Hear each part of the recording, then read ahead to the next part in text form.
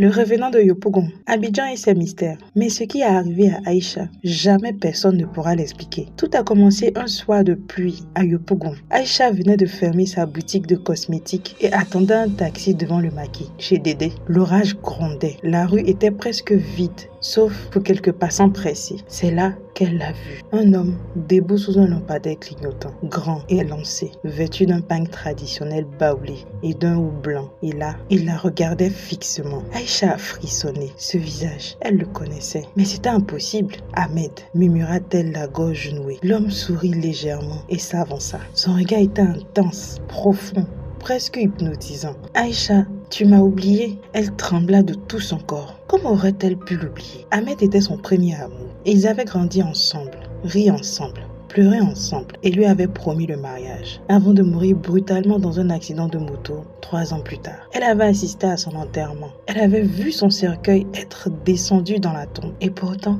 il était là, devant elle. Non, c'est impossible, balbutia-t-elle en reculant. Je suis revenue, Aïcha, pour toi. Son sang se glaça. Autour d'elle, personne ne semblait le voir. Un taxi passa, mais ne ralentit pas. Un homme sortit du maquis, regarda dans leur direction et détourna les yeux comme s'il ne voyait rien. Aïcha sentit son cœur s'emballer. Tu n'es pas réel. Le sourire d'Ahmed s'effaça. Tu ne voulais pas que je vienne? Murmura-t-il, un éclat de tristesse dans sa voix. Une rafale de vent glacé balaya la rue. Aïcha fit un pas en arrière, puis 2 pas. Son instinct lui hurlait de fuir, mais ses jambes étaient clouées au sol. Viens avec moi, Aïcha. Elle ouvrit la bouche pour crier, mais aucun son ne sortit. Puis, soudain, une main ferme attrapa son bras. Aïcha, monte dans la voiture. C'était Dédé, le propriétaire du maquis. Elle n'a pas hésité. D'un geste brusque, elle s'arracha à la présence glaciale d'Ahmed et se précipita dans la voiture de Dédé.